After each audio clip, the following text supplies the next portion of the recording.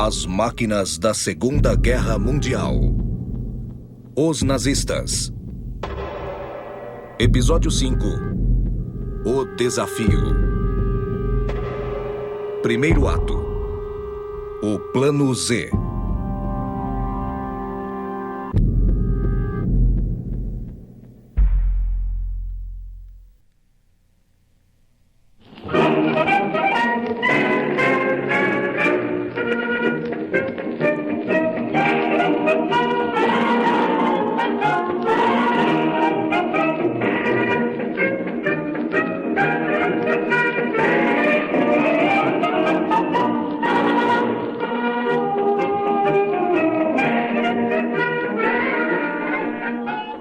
Possivelmente de todos os ramos da Força Aérea Alemã na Segunda Guerra, só um, a Kriegsmarine, ou a Marinha, poderia derrotar a Grã-Bretanha após a ameaça imediata a Dunkerque haver passado.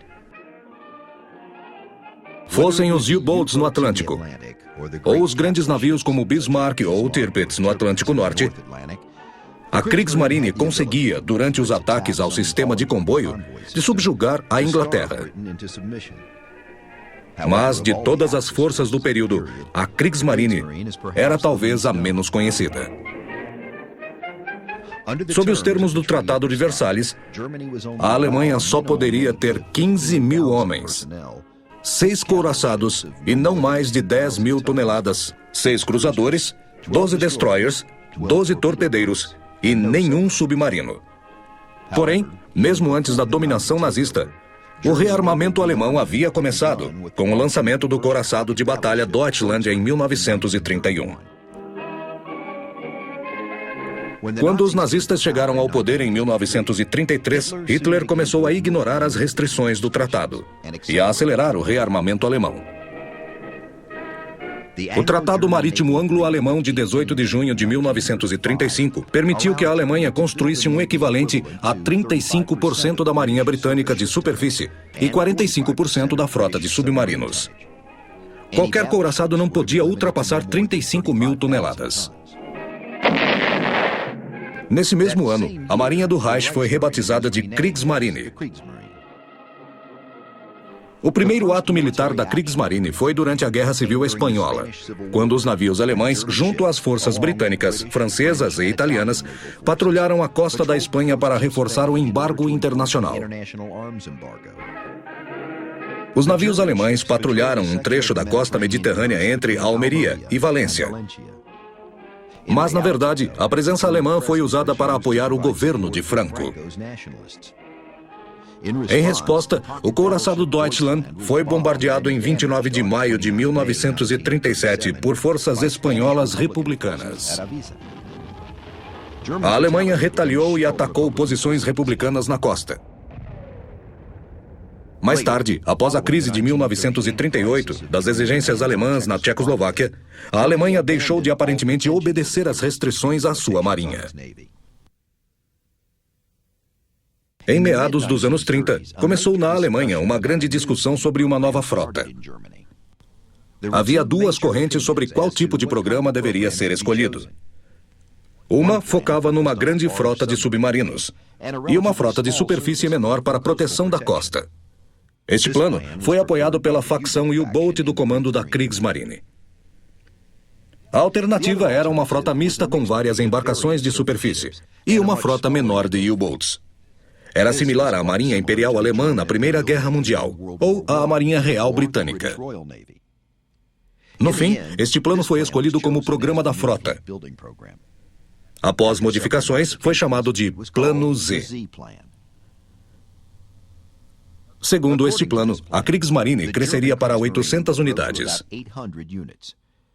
Consistiria em 13 couraçados e cruzadores de batalha, 4 porta-aviões, 15 Panzerschiff, 23 cruzadores e 22 dos chamados Spa-Cruiser, que eram grandes destroyers. Além disso, foram construídos muitos navios menores. Esses navios foram construídos entre 1939 e 1946. Nessa época, o contingente da Kriegsmarine era de 201 mil homens e mais de 33 bilhões de marcos foram gastos para a construção de novas unidades. Este projeto nunca foi iniciado. A concretização do Plano Z começou em 29 de janeiro de 1939, quando foram dispostos 2 couraçados classe H. 3 meses depois, a Alemanha abandonou o acordo com a Inglaterra, e o sonho de guerra nunca mais contra a Inglaterra acabava. 4 meses depois, a Alemanha atacaria a Polônia. Com a expectativa de uma rápida vitória alemã por terra, todos os trabalhos no Plano Z foram paralisados. Nos meses seguintes, todos os navios incompletos do Plano Z foram desmontados, e o material usado na construção de submarinos. Segundo ato. Primeiro sangue.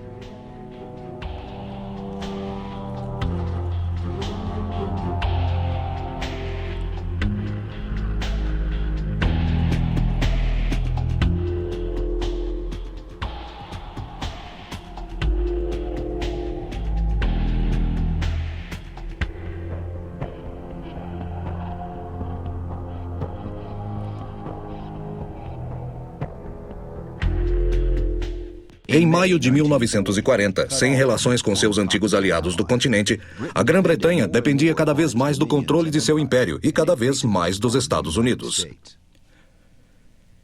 Acima de tudo, era essencial à sua sobrevivência proteger as linhas do Mediterrâneo e do Atlântico.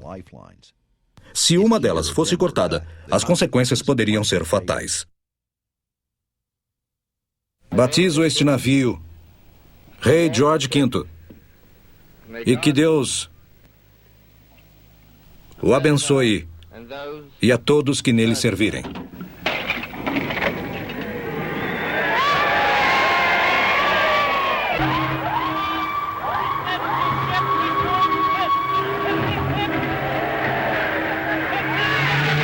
Há 13 anos, a Grã-Bretanha lançou seu último couraçado de batalha. Tomara que este seja o último necessário a ser lançado. Sonhamos em construir um mundo melhor, onde não haja armas e a tragédia da guerra. Hoje, esses sonhos são despedaçados, mas uma verdade permanece: uma poderosa Marinha Real Britânica é a melhor garantia, não só da segurança da nossa população, mas da paz do mundo todo. O Rei Jorge V e outros navios que se seguirem a ele representam o novo espírito da Grã-Bretanha, que lidera todas as nações com força e determinação pela paz.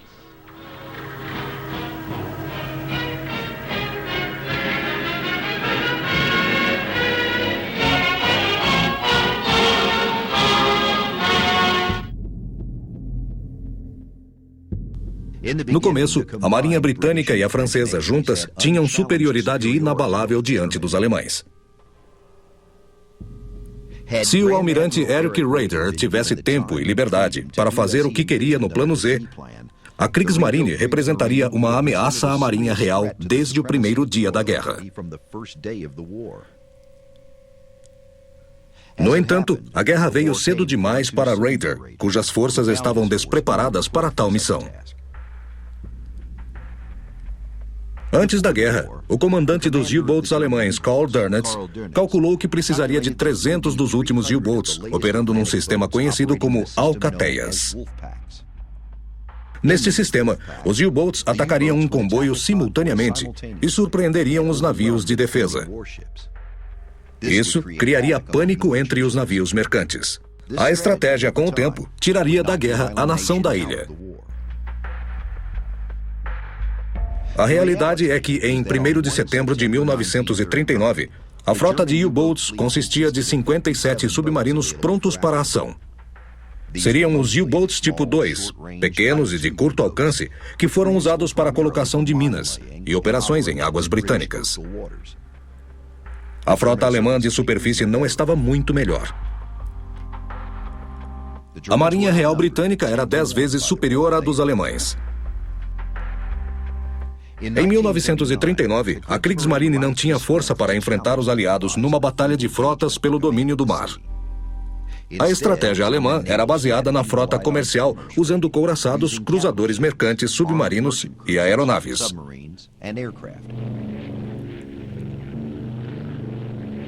Muitos navios de guerra alemães já estavam no mar quando a guerra foi declarada. Isso incluía os U-Boats disponíveis e os couraçados de Bolso Deutschland e almirante Graf Spee, que navegara no Atlântico em agosto. Esses navios imediatamente atacaram os navios britânicos e franceses. O U-Boat U-30 afundou o SS Athenia horas após a declaração de guerra. Esta foi uma violação da regra de não afundar navios de passageiros. 112 passageiros morreram neste ataque, incluindo 28 americanos. A Marinha Real introduziu um sistema de comboio para proteger o comércio e gradualmente o estendeu às ilhas britânicas, depois chegando até o Panamá, Bombaim e Singapura. O sistema permitia à Marinha Real concentrar sua escolta perto do único lugar onde era certo encontrar U-Boats: os comboios. Mas alguns oficiais da Marinha Britânica, principalmente o primeiro Lorde do Almirantado Winston Churchill, buscavam uma estratégia mais ofensiva. A Marinha Real formou grupos de caça antissubmarinos baseados em porta-aviões para patrulhar as linhas de navios nas abordagens a oeste e para caçar os U-Boats alemães.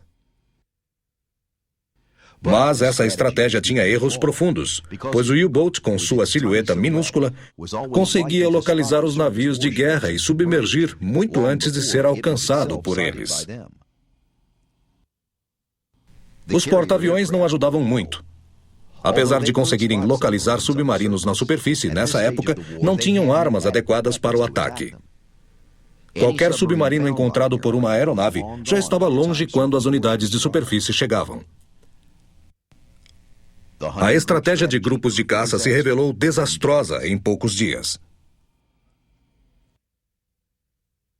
Em 14 de setembro de 1939, o porta-avião britânico mais moderno, o Ark Royal, quase foi afundado quando 3 torpedos do U-39 explodiram antes da hora.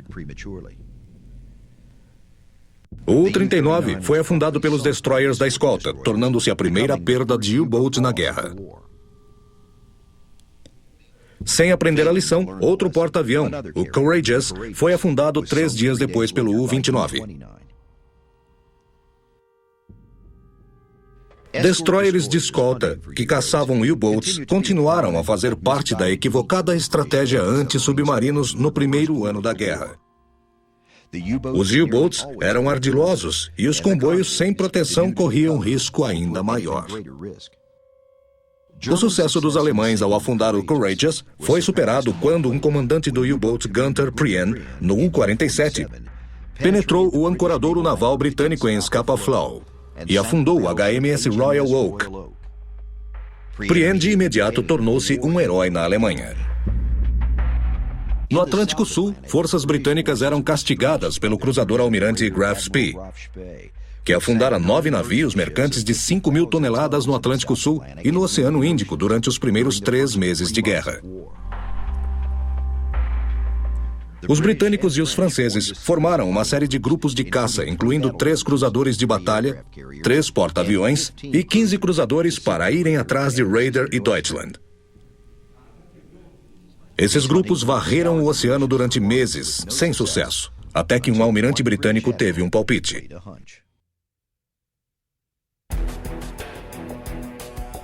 Terceiro ato. O palpite de Harwood.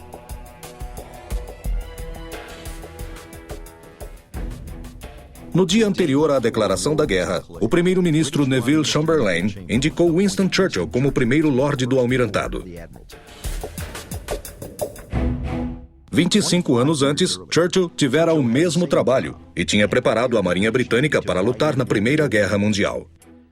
No dia de sua indicação, a Marinha enviou uma mensagem a todos os seus navios: Winston está de volta. Churchill entendia a importância do poder marítimo para a sobrevivência de seu país. Embora os submarinos fossem o maior perigo para a Marinha inglesa, não era o único.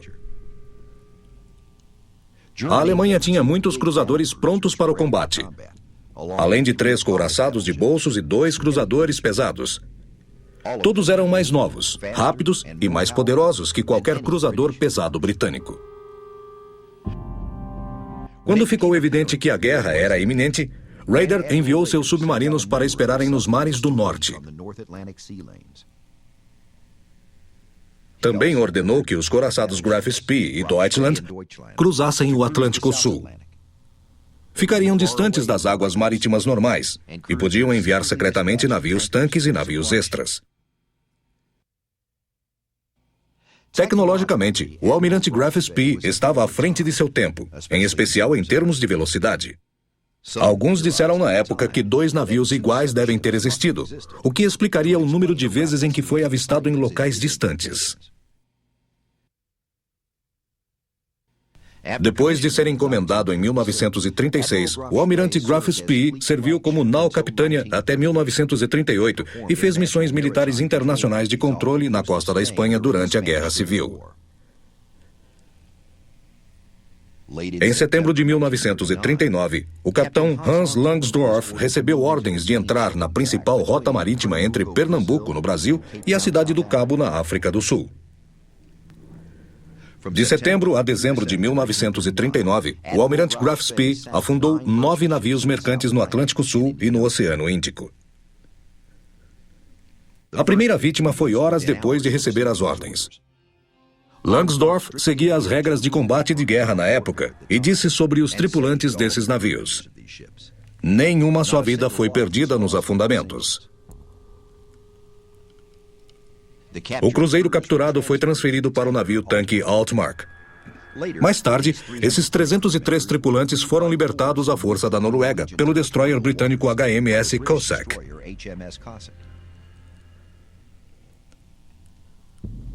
A Marinha Real rapidamente reuniu suas forças para procurar pelo radar de superfície.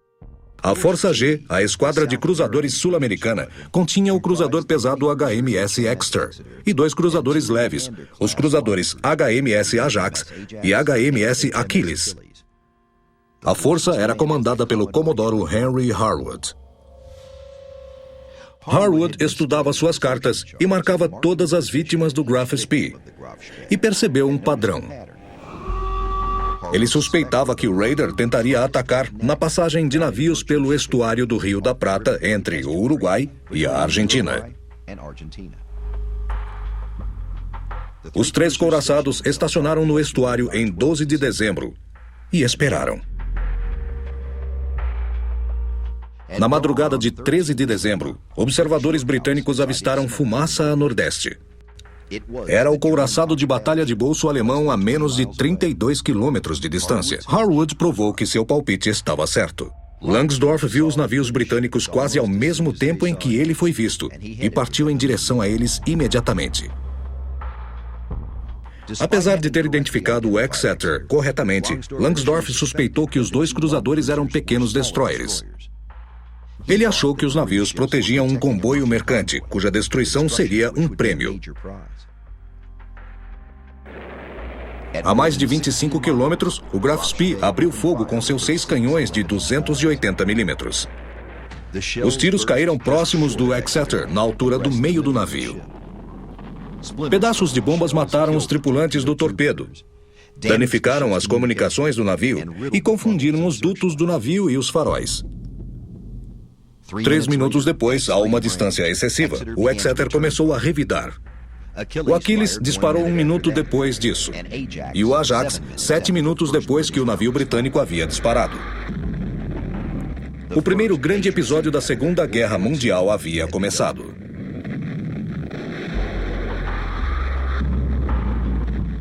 Langsdorff era um capitão habilidoso e corajoso, mas havia cometido um grave erro. Ele subestimou a coragem, habilidade e determinação de seus inimigos. Ele devia ter ficado mais distante do alcance dos britânicos. Em vez disso, ele entrou correndo. Enquanto se preparava para atacar, os canhões do Graf Spee de 280 milímetros começaram a disparar. O Exeter sofreu um disparo direto que danificou sua torre blindada, tirando de ação o navio e seus 2 canhões. Estilhaços de metralhadora atingiram a ponte, matando e ferindo a tripulação, exceto o capitão e outros 2. As comunicações do capitão Bell foram destruídas. Comunicações com a popa também foram destruídas. Durante o resto da batalha, o navio teve de ser pilotado por meio de mensageiros. Enquanto isso, o Ajax e o Achilles tinham se aproximado e começaram a disparar com tudo, acertando o Graf Spee. O Graf Spee começou a dividir a munição, disparando contra os navios. Então Langsdorff viu o Exeter retornar para o nevoeiro. O Exeter disparou 2 torpedos contra os tubos a este bordo, mas ambos erraram o alvo. O Exeter então virou para poder disparar seus torpedos de bom bordo, mas recebeu mais 2 tiros diretos de 280 milímetros. Um acertou a torre blindada e a colocou fora de ação. O outro entrou pelo casco e deu início a incêndios. Às 6h40 da manhã, uma bomba de 280 milímetros explodiu perto do Achilles, que estava alinhado com a ponte, causando avarias e mortes. Mas a artilharia continuou da posição secundária de controle. Nessa hora, o Graf Spee virou para oeste, encoberto por uma nuvem de fumaça. Os cruzadores leves agora andavam a 31 nós, tendo aumentado a velocidade dos 14 nós iniciais. Às 6h56, quase 30 minutos após o início, o Ajax e o Achilles viraram a este bordo para que seus canhões ficassem apontados para o Graf Spee. O pesado ataque forçou Langsdorff a se afastar e deixar uma cortina de fumaça. Às 7h10, os 2 cruzadores viraram para diminuir a distância de 13 quilômetros, embora isso permitisse que só seus canhões frontais disparassem. Às 7h16, o almirante Graf Spee virou a bom bordo e disparou contra o Ajax e o Achilles, que viraram a este bordo para proteger suas armas. Às 7h25, o Ajax foi atingido por uma bomba que destruiu a torre blindada X e emperrou a torre Y. Às 7h30, a torre restante do Exeter ficou fora de combate. Danificado, incapaz de atirar e de acompanhar a batalha, o Exeter desengajou e navegou para as Ilhas Falkland. Às 7h40, o Ajax e o Achilles estavam ficando sem munição e os britânicos decidiram mudar de tática. Harwood decidiu perseguir em segredo o Graf Spee, que navegava para oeste. Ele queria esperar até a noite para atacar, quando poderia usar os torpedos. Isso também lhe permitiria usar melhor sua maior velocidade e minimizar sua deficiência de armas. Agora a batalha se transformou em caçada. Langsdorff não era nenhum covarde, mas sabia que não havia base alemã onde pudessem ser feitos concertos. Se a luta prosseguisse nessa direção, ele acreditava poder afundar os 3 navios ingleses, mas seu navio ficaria tão avariado que ele seria derrotado pelo próximo navio inimigo que o encontrasse. Como o estuário do Rio da Prata tinha bancos de areia que o dividiam, Harwood mandou que o Achilles seguisse o almirante Graf Spee. O Ajax cobriria qualquer tentativa do navio alemão de dar meia volta e retornar por outro canal. Às 20h48, com o sol se pondo, o Graf Spee entrou no Rio da Prata. O Achilles se aproximou mais uma vez e o Graf Spee abriu fogo. O Achilles recuaria? A última rodada foi disparada. Durante a batalha, um total de 180 homens morreu dos dois lados, incluindo 36 do almirante Graf Spee. O Graf Spee entrou em Montevidéu, no Uruguai, que era neutro, e ancorou à 00:10 do dia 14 de dezembro. De acordo com a lei internacional, um navio em guerra não poderia ficar num porto neutro por mais de 3 dias, e não tinham permissão de receber ajuda vinda do porto neutro. Se o Graf Spee saísse do porto novamente, o Ajax e o Achilles eram os únicos navios britânicos na região. Então, os ingleses tentaram ganhar tempo. Eles fizeram isso passando informações secretas falsas para os alemães, de que uma grande força estava sendo reunida. A esperança era de que Langsdorff protelasse sua partida. Os alemães caíram na cilada. O Graf Spee também tinha usado 2/3 de sua munição de 280 milímetros, e o que restava daria para apenas 20 minutos de batalha. Isso não bastaria para ele sair ileso de Montevidéu, muito menos para voltar à Alemanha. Enquanto intensas negociações se desenvolveram, Langsdorff consultou seu comando na Alemanha. Ele recebeu ordens que permitiam várias opções, menos o internamento do Uruguai. Logo antes do pôr do sol de 16 de dezembro, o Graf Spee começou lentamente a sair de Montevidéu.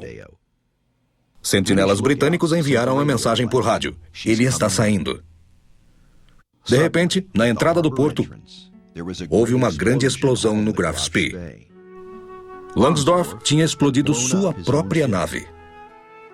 Antes de sair do porto, ele tinha passado toda a sua tripulação, a não ser alguns homens, para um navio mercante alemão no porto. Enquanto o couraçado de bolso afundava, Langsdorff e os homens que ainda estavam nele entraram em botes salva-vidas e voltaram para Montevidéu. Ele havia decidido não prosseguir com a batalha, porque não podia se dar ao luxo de perder mais homens numa luta inútil. 3 dias depois, Langsdorff se matou com um tiro. Ele foi enterrado em Montevidéu com todas as honras militares e vários oficiais britânicos compareceram.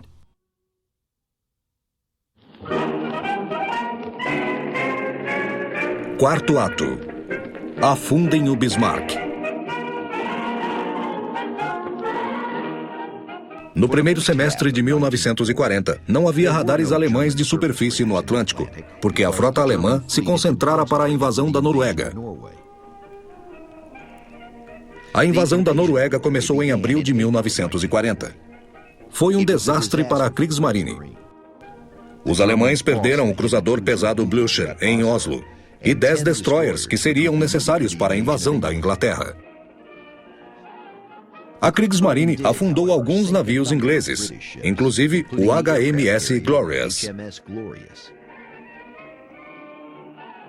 As perdas na campanha da Noruega significaram que apenas alguns navios pesados estavam em condições para a invasão planejada, mas nunca executada, da Grã-Bretanha, chamada Operação Leão Marinho, no verão de 1940. Após a queda da França e a conquista da Noruega, a frota de submarinos alemães se aproximou muito da linha de navios ingleses no Atlântico. No início, os comboios de navios mercantes ingleses não tinham escolta equipada com radar. Isso tornava muito difícil detectar os submarinos em seus ataques noturnos de superfície. Além disso, esse foi um dos anos mais bem-sucedidos em termos de número de navios mercantes afundados, comparado ao número de submarinos perdidos. Quando a Itália entrou na guerra em junho de 1940, começou a Batalha do Mediterrâneo. 62 submarinos alemães foram transferidos para lá, conseguindo passar pela base naval inglesa de Gibraltar.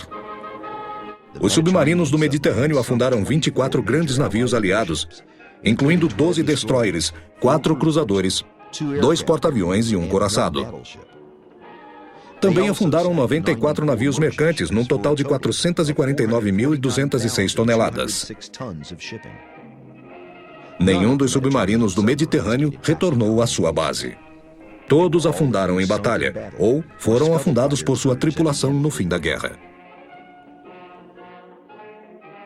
A partir do verão de 1940, um número crescente de navios de guerra e navios mercantes armados se deslocou para o Atlântico. O poder de um couraçado contra um comboio foi demonstrado pelo destino do comboio HX-84, com o qual se encontrou com o couraçado de bolso alemão Almirante Scheer, em 5 de novembro de 1940. O Almirante Scheer rapidamente afundou 5 navios e avariou vários outros à medida em que o comboio se dispersava.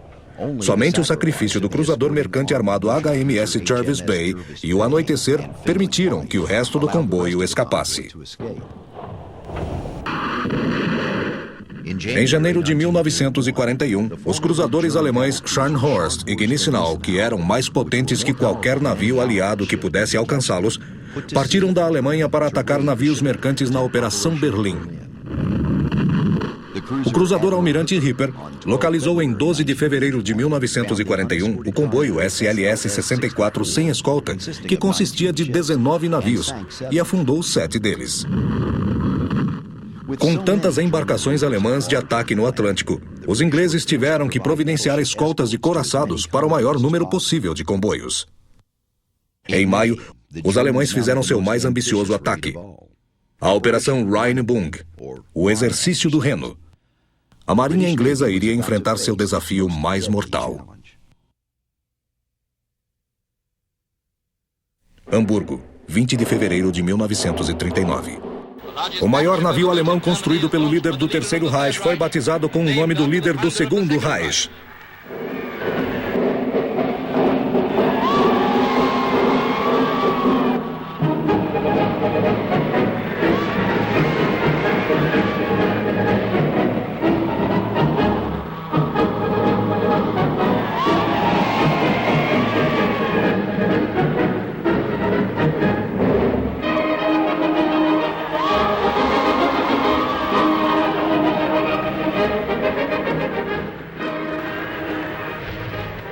Batizado pela neta de Bismarck, este navio gigantesco de 35 mil toneladas de aço para a defesa da Alemanha foi após alguns instantes lançado ao mar.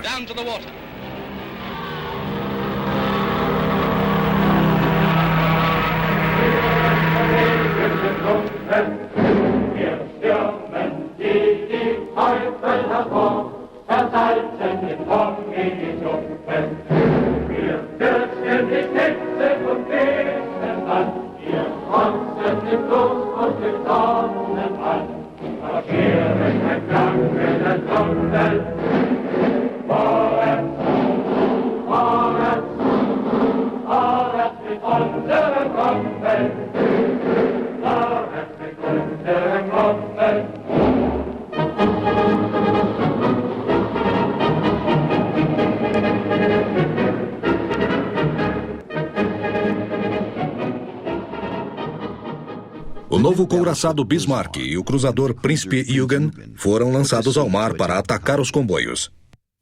Em 21 de maio, os navios alemães chegaram ao fiord Grimstad, na Noruega, onde sua pintura de camuflagem foi removida e o Príncipe Eugen foi reabastecido. O Bismarck não foi reabastecido, o que se revelou um grande erro para operações posteriores. Sem que os alemães soubessem, eles foram fotografados por um Spitfire de reconhecimento inglês. Isso deu aos ingleses a localização exata dos navios alemães. Naquela noite, os navios alemães saíram do fiord em direção ao norte. O tempo piorava a cada hora. Anoiteceu e nuvens baixas impediam que os navios se afastassem da área. Indo para o norte e depois noroeste, avançou bem e sem perlaços, passando pelo mar da Noruega em direção à Groenlândia. Ao anoitecer em 23 de maio, a frota do Bismarck foi detectada pelos cruzadores pesados equipados com radar HMS Suffolk e Norfolk. Eles estavam patrulhando o Estreito da Dinamarca, aguardando o surgimento dos alemães. Os navios adversários trocaram fogo, mas os cruzadores ingleses, muito inferiores, sensatamente recuaram, mantendo o inimigo sob fogo enquanto seus navios pesados se aproximavam. Por volta de 5h30 do sábado, de 24 de maio, quando a esquadra alemã estava para sair do Estreito da Dinamarca, os hidrofones do Príncipe Eugen detectaram mais 2 navios, a uma certa distância do porto. Às 5h45, os 2 já podiam ser avistados, embora a frota alemã ainda não houvesse identificado a força inimiga. Era uma força inglesa composta do novo couraçado Príncipe de Gales e do cruzador Hood, que estavam sob o comando do vice-almirante Lancelot Holland. O Príncipe de Gales tinha acabado de ser construído e ainda estava recebendo acabamento. Ele foi ao encontro do Bismarck com homens do estaleiro ainda a bordo, acabando de equipá-lo. O Hood foi construído como um cruzador ligeiro e modificado para ter proteção como a de um couraçado. Mas as armas de seu convés ainda eram relativamente fracas. Os alemães já esperavam ser detectados por outros navios ingleses. Mas eles foram detectados por naus capitâneas numa surpresa desagradável. Às 5h49 após se posicionar, Holland mandou o fogo se concentrar na nau capitânia alemã Príncipe Eugen, acreditando se tratar do Bismarck. Para a sorte dos ingleses, o capitão do Príncipe de Gales logo percebeu o equívoco e mudou sua ordem. Holland ordenou que seus homens atirassem no navio certo, mas só chegaram ao controle do Hood quando a primeira salva foi disparada. O Hood atirou pela primeira vez às 5 horas e 52 minutos. Logo depois, o Príncipe de Gales também atirou. O alcance dos navios alemães era de cerca de 20 quilômetros. Passaram mais de 2 minutos em que o almirante Lütjens, comandante da frota do Bismarck, hesitou em responder. O capitão Lindemann tomou a iniciativa, ordenou que respondessem atirando no principal navio inglês, o Hood. Os alemães tinham identificado os navios ingleses e foram em sua direção. Tanto o Bismarck como o Príncipe Eugen abriram fogo contra o Hood a uma distância de 17,6 quilômetros. Os primeiros tiros dos alemães foram muito precisos, e em 2 minutos, o Hood foi atingido por um projétil do Príncipe Eugen. O navio britânico foi atingido perto dos mastros principais, provocando um grande incêndio que a tripulação do Hood tentou controlar. Mas o Príncipe de Gales também tinha atingido o Bismarck, provocando um vazamento de combustível dos tanques dianteiros. Lütjens ordenou que seu cruzador voltasse suas armas principais para o Príncipe de Gales, para onde estavam voltadas suas armas secundárias. Às 6 em ponto, o Hood, que ia se dirigir a bombordo para atacar o Bismarck, foi atingido por ele mesmo por pelo menos um projétil. Isso foi a uma distância de menos de 14 quilômetros. Pouco depois, observadores dos dois lados viram um grande jato de fogo, seguido de uma explosão que rachou o navio ao meio. Choveram estilhaços sobre o Príncipe de Gales, que estava a menos de 1 quilômetro. Primeiro a polpa do Hood se levantou e depois afundou, seguida pela proa. Tudo isso em apenas 3 minutos. O almirante Holland e 1.415 homens afundaram com o navio.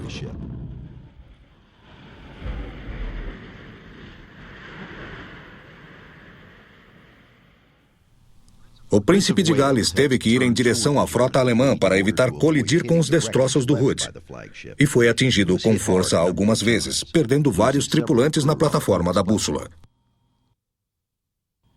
Mas o fogo do Príncipe de Gales tinha causado danos no Bismarck.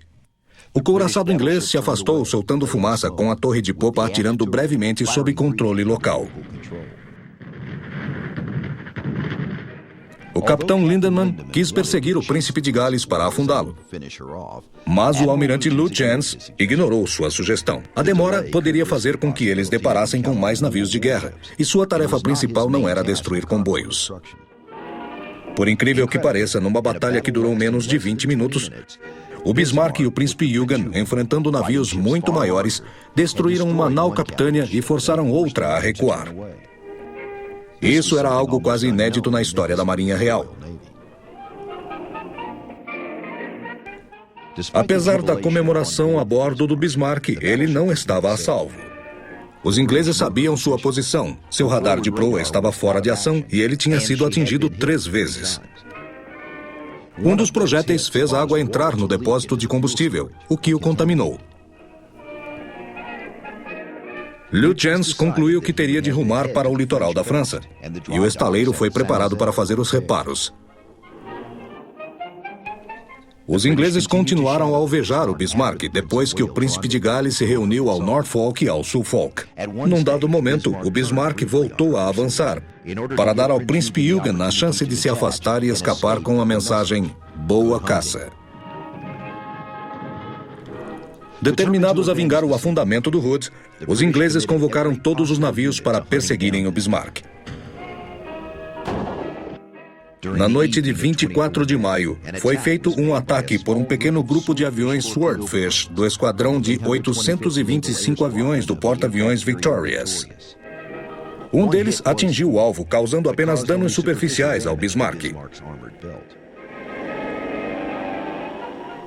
Todas as esperanças dos ingleses estavam agora na Força H, cujas unidades principais eram o porta-aviões Ark Royal, o antigo cruzador Renown e o cruzador Sheffield. Essa esquadra, comandada pelo almirante James Somerville, foi trazida de Gibraltar para o norte. Ao anoitecer, em condições de tempo terríveis, aviões Swordfish do Ark Royal desfecharam um ataque. Por engano, o primeiro grupo alvejou o Sheffield, que agora os seguia.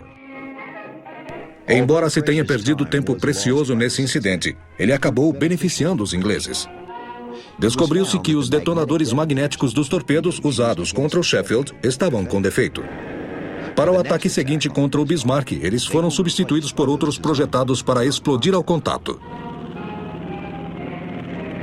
No ataque final, que aconteceu às escuras por volta de 21 horas, um acerto milagroso de um único torpedo emperrou o leme e o mecanismo de direção do Bismarck. Isso o tornou praticamente impossível de manobrar. Ele só conseguia dar voltas num grande círculo. Isso o levou na direção do rei George V e do Rodney, dois couraçados vindos do oeste que estavam perseguindo o Bismarck. O maior e mais poderoso navio de guerra já produzido tinha se tornado um alvo fácil de um único avião. Na manhã de terça-feira, 27 de maio de 1941, o Rodney e o rei George V se aproximaram do Bismarck. O Bismarck estava bem iluminado pelo sol nascente ao fundo. O Rodney se dirigiu para o norte, para que seu fogo atingisse o Bismarck longitudinalmente. O rei George V pegaria a lateral. Eles abriram fogo pouco antes das 9 horas da manhã. O Bismarck respondeu ao fogo, mas sua impossibilidade de mudar o curso e sua adernagem para bombordo afetaram gravemente seu poder. Sua velocidade reduzida de 7 nós também o tornava um alvo fácil. Ele logo foi atingido várias vezes. Os cruzadores pesados Norfolk e Dorsetshire também o alvejaram. Uma salva destruiu o posto de controle da proa, matando a maior parte dos oficiais mais graduados. Em meia hora, as armas do Bismarck estavam praticamente em silêncio, e ele estava começando a afundar. O Rodney então se aproximou e alvejou a superestrutura, enquanto o rei George V disparava mais de longe. A bandeira do Bismarck continuava a tremular. Sem receber sinal de rendição, apenas da luta desigual, os ingleses prosseguiram em seu ataque. Com um suprimento baixo de combustível e armamentos, o Dorsetshire lançou 4 torpedos, que provavelmente atingiram o Bismarck a curta distância. A bordo do Bismarck, para evitar que ele fosse capturado, foi dada a ordem de pô-lo a pique e abandonar o navio. Só sobraram 110 homens para abandoná-lo. Quase 2.100 marinheiros alemães tinham perdido a vida. Depois que ele afundou, o almirante John Tovey, da Marinha Real, disse que o Bismarck tinha oferecido uma resistência valorosa diante de circunstâncias insuperáveis, que era digna dos velhos dias da Marinha Imperial Alemã, e que o Bismarck afundou com toda a dignidade.